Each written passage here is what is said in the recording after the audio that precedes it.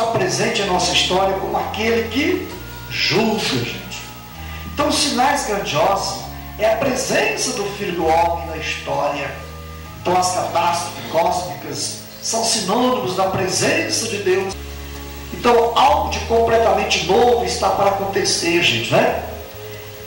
Vai criar novos céus, uma nova terra. Aquele mundo verde e Sedecias, o sol, a lua, as estrelas de Sedecias, Saddam Hussein, comunismo, nosso capitalismo também, né? Quanta coisa que era luminosa, quanta coisa que era brilhante, até a sua saúde. Então a gente rezava, a gente ter esse discernimento. Gente, vocês imaginam, então, Nossa Senhora, como que, nossa, é muita coisa.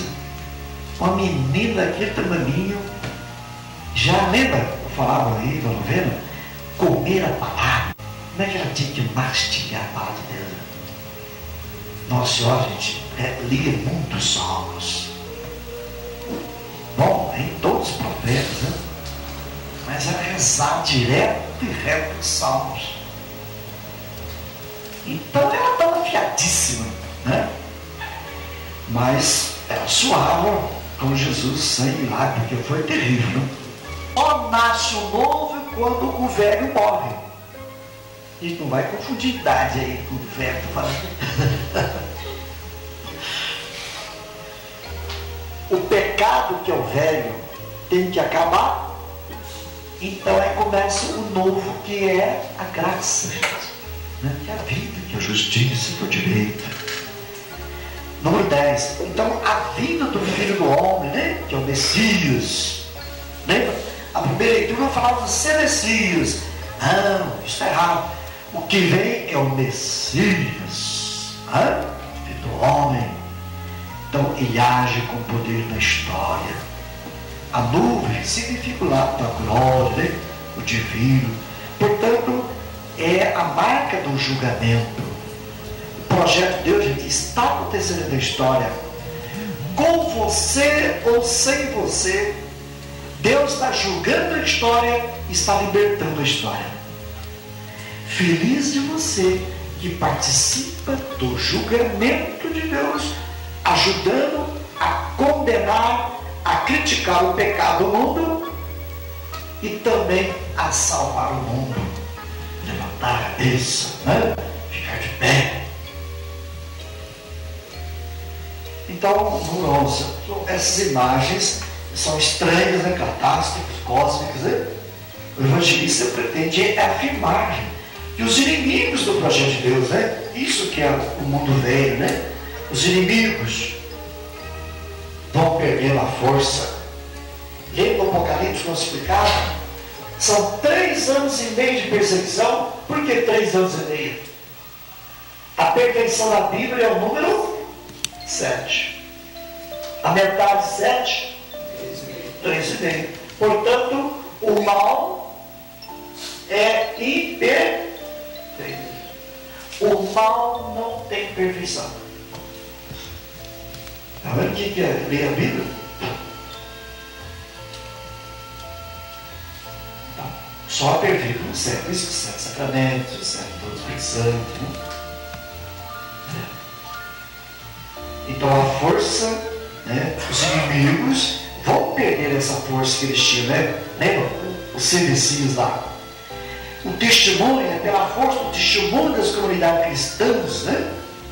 Ficar de pé, levantar a cabeça, é ali que eles vão desmascarar, né? Aquilo que estava oculto.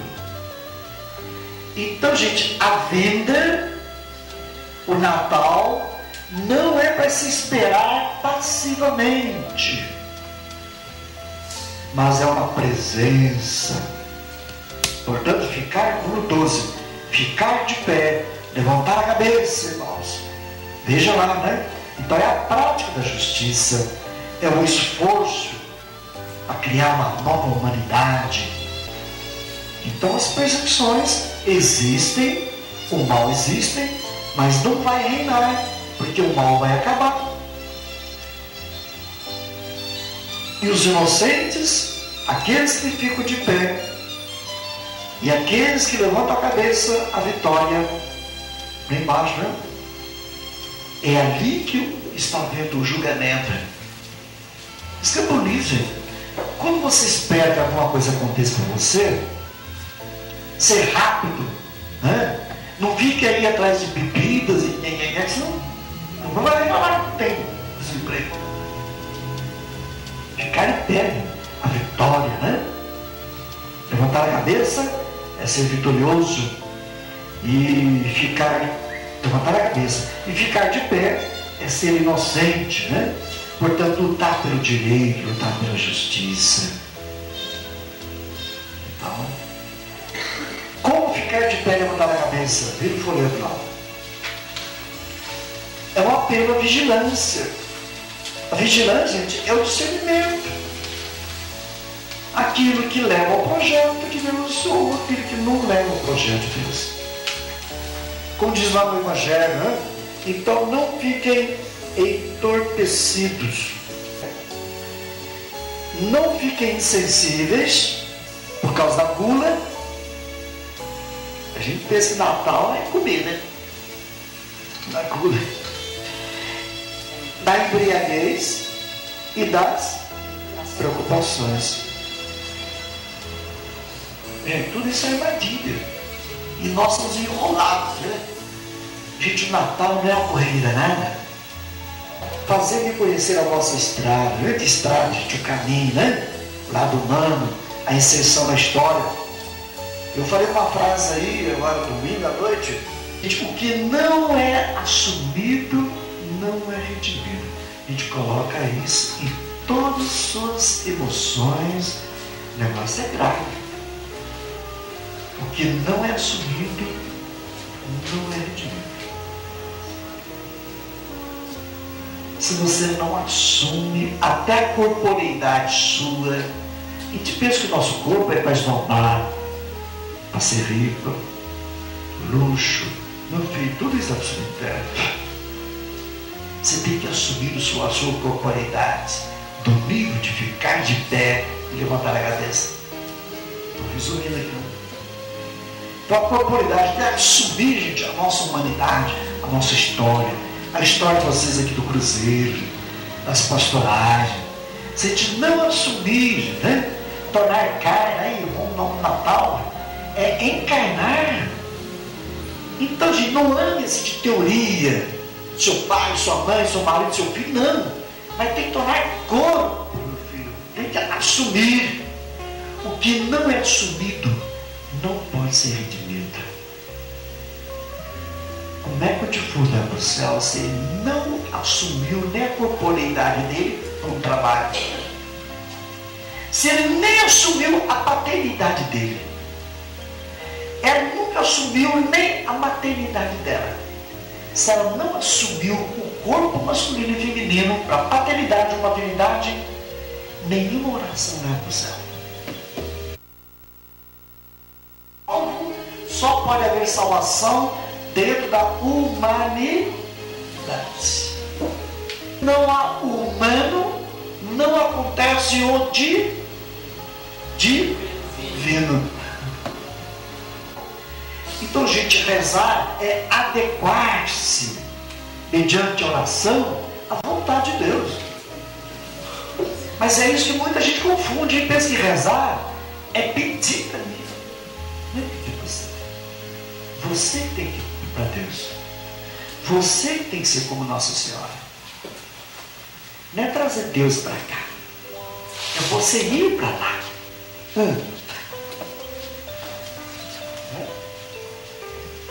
Mas todo mundo reza para cá? A gente pede. Mas expressão nossa, a gente pede saúde, pede bênção para a terra, né? Pede bênção para a comunidade. Gente, é nós que temos que estar uma adequação, nós temos que ser coerente com a vontade de Deus. Está no Pai Nosso, filho. Seja feita a nossa vontade.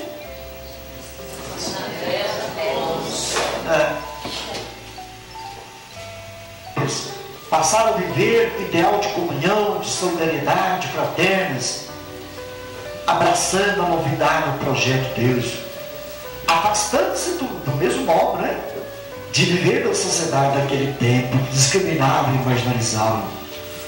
Gente, não é possível a gente viver na graça de Deus e viver no pecado. Não tem, meu filho. Antes de ser Messias, lembra? Não combina com Messias.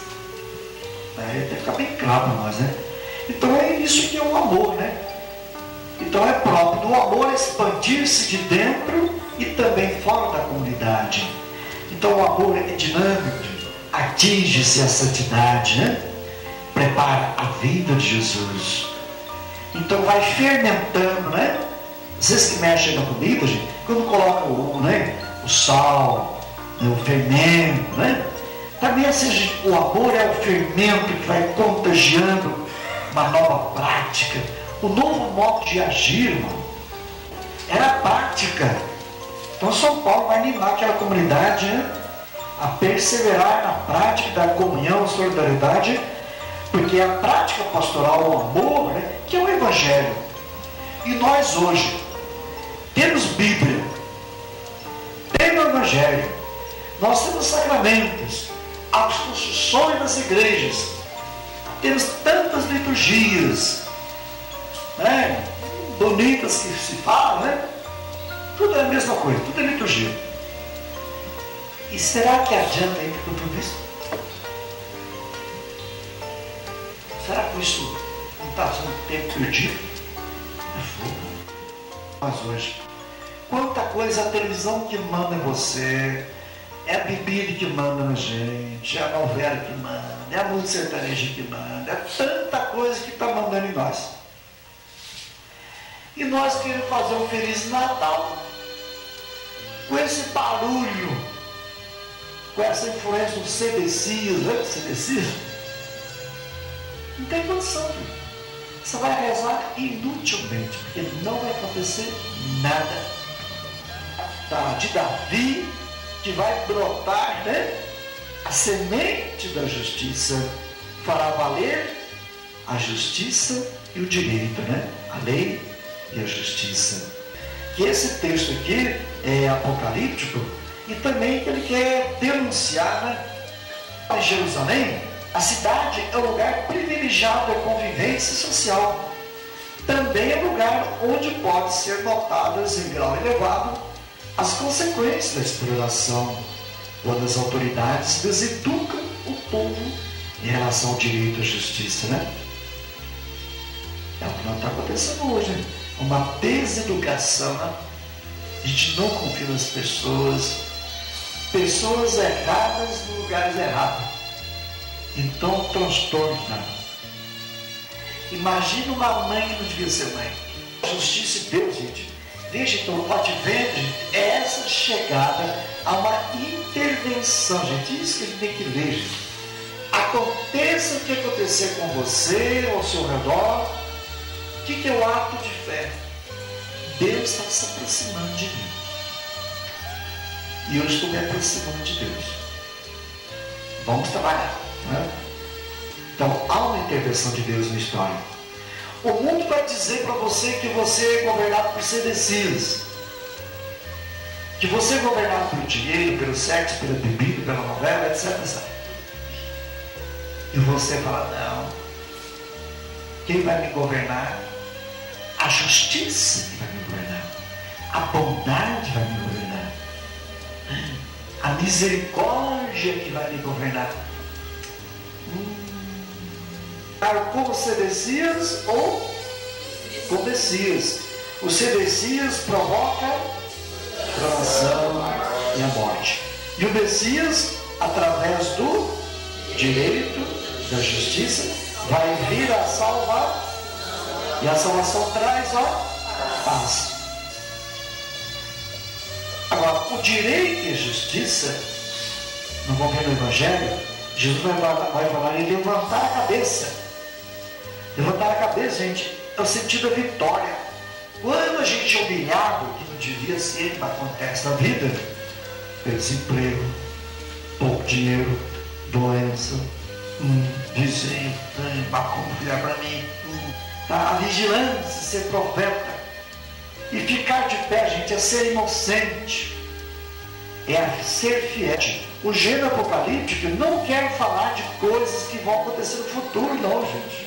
Nem remoto, nem próximo. Falar de coisas do tempo presente. É uma linguagem para os tempos difíceis. Lembra a leitura lá com os Jeremias? Tempos difíceis, lá em Ezequiel também, né? Daniel.